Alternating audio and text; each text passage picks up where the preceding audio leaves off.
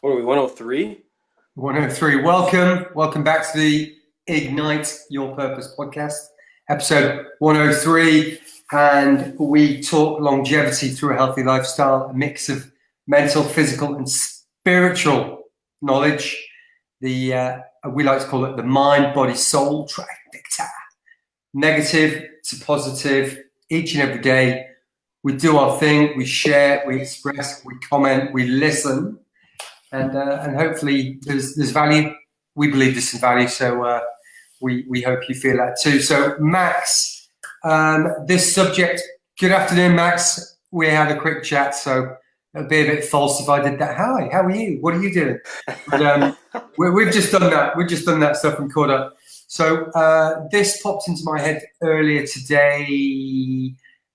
I don't know why. I may have been in a busy place where there's couples talking who are really talking, then there's couples sitting on the other side of the room who aren't talking, and groups of people, and there's a real mix. And I was just looking at the different dynamics, and I thought back to a conversation I had many years ago with a guy called Phil.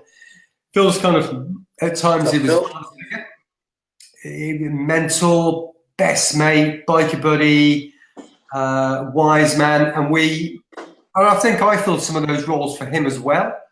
But we were talking about relationships, and he said, I think there are, oh, it's plugging in. He I can said, hear I the think there feedback. are five pillars.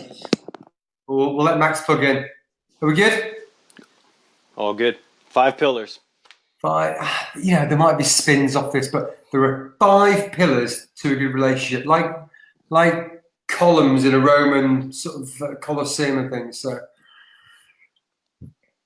column number one, you need to love each other, and the kind that counts, because you can love somebody and then you could be in love with somebody, and I think there's a difference there. So there's got to be that love. Talk to each other about everything and anything. Number three, great sex. Number four, complete and utter honesty. And then number five is you make each other laugh. And we were discussing this, and we worked out that you could probably make do without one of them for a while. It's going to be far from ideal or far from perfect. You start losing two, and the relationship's going to be kind of getting really rocky and dysfunctional. Um, and I just wondered what Max thought made a good relationship, whatever the sexual connotations there. That's a amazing question. Actually, I really like that question. And I agree with the five pillars. With my background, my studying, and my knowledge, I would definitely first off, when we in Western society use the word love, I would definitely question everybody to understand what it actually means to love someone. There's the Hollywood version, and then there's true empathy. Um, Most people think that if I love you, you need to make me happy. And that's not what true love is based on. You love somebody for who they are, you don't try and change them, so on and so forth. So, first of all, question love. But anyway, a true relationship and a good relationship consists of this. I'm going to always come back to the basics, John. You have to know yourself. And I'll only hold my own feet to the fire up until, well, actually, until I started studying this practice and getting deep into the mind and the quantum physics and all that. I would say my relationships were based on making somebody else happy so that they liked me. The worst place to start a relationship, brother. Terrible. Absolutely horrid. Yeah, you're Um, more worried about them liking you than you doing things for them. so you're not even being authentic. You're basically fake, right? You're not actually telling people who you are or showing them what you are. You just want them to like you, so you mimic their movements and try and do the best for them. So to have an actual true relationship, whether you are mates, husband, wife, mother, son, whatever it is, authenticity. I mean, you have to know what you're there for. And I've come to realize, after these 10 years, shedding so many people that I used to know for all the wrong reasons, is being true to yourself. And then the right people come into your relationship and you can kind of feed off each other, right? Whether it's you like the same books, you like the same movies, you like the same music, the same workout, the same lifestyle, whatever it is, the same color in the sky, you hike, you bike, work relationships. I think it starts there, and it starts with you. Yeah. And what do you want? Because you have to Yeah. provide for yourself to then provide for them, right? What do you think, Yeah. Johnny? Yeah, I completely agree. Knowing yourself, knowing your partner. Do we all remember how hard it used to be to kind of you see the girl and you want to date, you put that kind of super, you put all the effort in, and you wine them and dine them, and you go all in. It's like a maximum effort, massive effort, because that's the girl you want to spend your time with.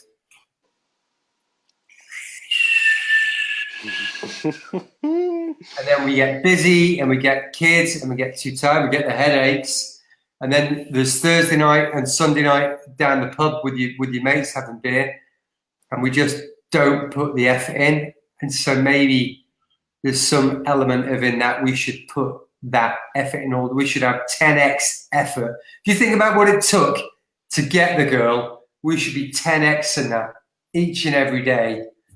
And it doesn't necessarily mean doing things, but you're consciously, what are you grateful for? What is it about this person that's amazing? That it's not the cracked toenails and the hairy feet, but it's the fact that the genuine person that you fell in love with, that will always be there, because that person's, it's their soul, because all of this will change and wither away.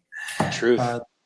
That is honesty. That is truth. And to go back to kind of your first five pillars, for you as a male or female to be your best version, so that they can be their best version, so that you are each other's pillars and you grow together.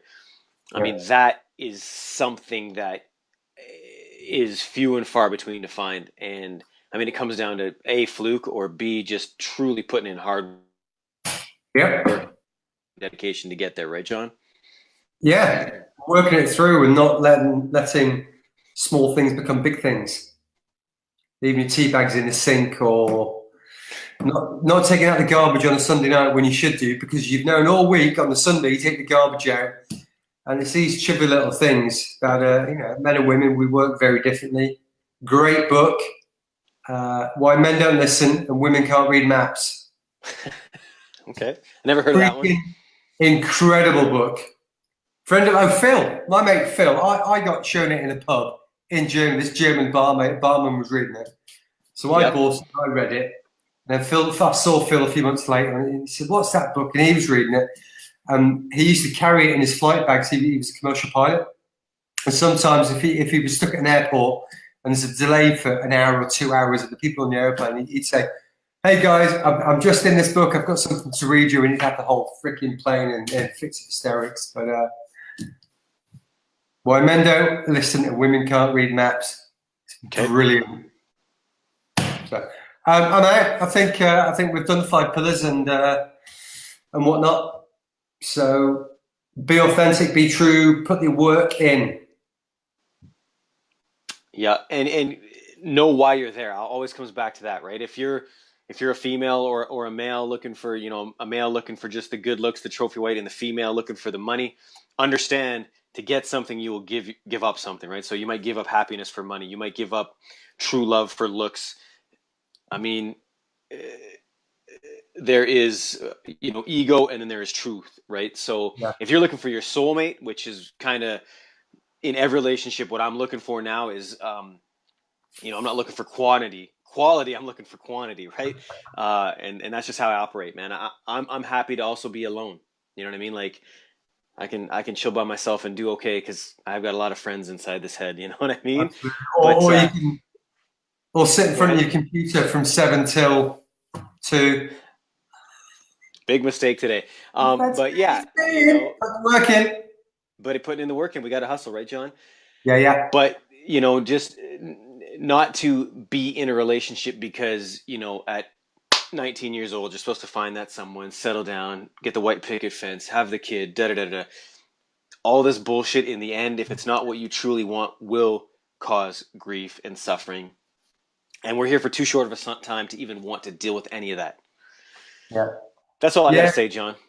Yeah, there's always going to be compromises. And I think that's what makes us, I compromise this a little bit. I don't Of feel bad course. about compromising. If you No. want to be this person and there's something, I'm happy to change. You know, I am so And much more tidy than I used to be. I can't and there tell you you how. go. You nailed it on the head. You're changing for the better, though, right? You're not For the changing. other person, yeah. For the Yeah, for the better, and you're not changing like, hey, I want to run every day, and your wife says no, you're going to be a fat pig. Like, so you know what I mean? Like, you're not changing that drastically. You're changing on a trajectory of betterness, and that's each other empowering each other so that you guys can get. And that's a beautiful thing. You don't want anyone holding you down, right? yeah. Cool, guys.